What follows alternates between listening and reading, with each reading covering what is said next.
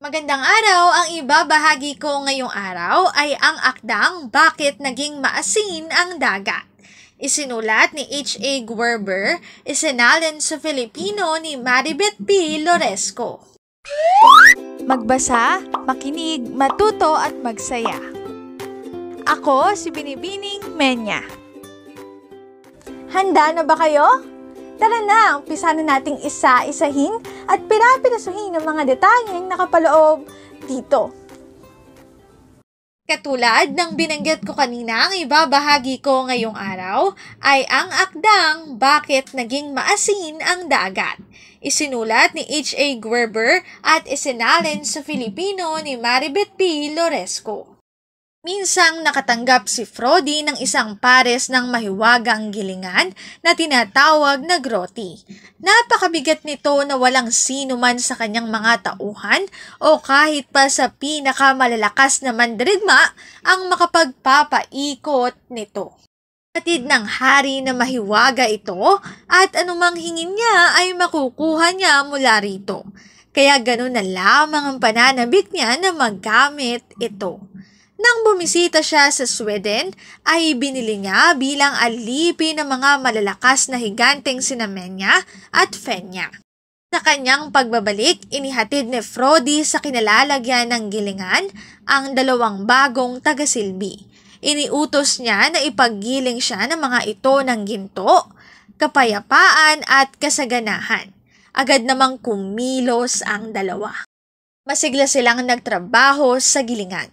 Nagtrabaho hanggang sa umapaw na ang ginto ng hari at lumaganap ang kasaganahan at kapayapaan sa kanyang nasasakupan. Nagpahinga kalaunan ng dalawa, ngunit dahil balot na ng kasakiman ng hari, ay ipinag-utos nitong bumalik sila sa kanilang trabaho. Sa kabila ng kanilang pagsusumamo, ang tanging pahingang nakuha nila ay ang pahinga sa bawat bersong kanilang inaawit na bahagi ng kanilang pagtatrabaho.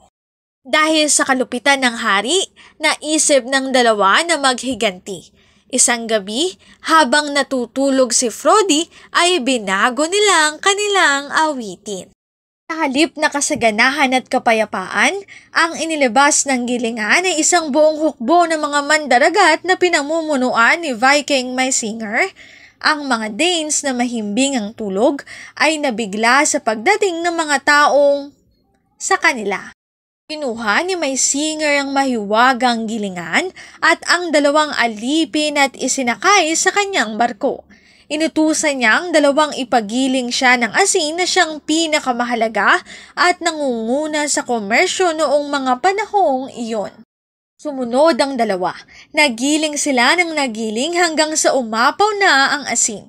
Hindi sila pinagpahinga ni Maisinger, na kasinlupit din ni Frodi.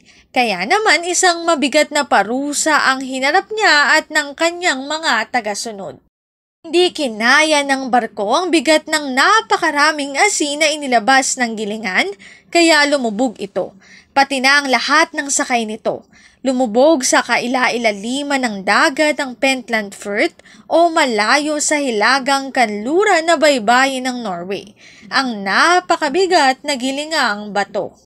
Ikha ito ng alimpuyo na kilala bilang maelstrom. Nalusaw naman ang asin, kalaunan ngunit dahil sa dami nito ay kumalat ito sa buong karagatan. Mula noon ay naging maasin na ang dagat. Bakit naging maasin ang dagat? Isinulat ni H.A. Guerber, isinalin sa Filipino ni Maribeth P. Loresco. Dito na nagtatapos ang aking pagbabahagi. Sana ay marami kayong natutuhan. Muli, magbasa, makinig, matuto at magsaya. Ako si Binibining Menya. Paalam!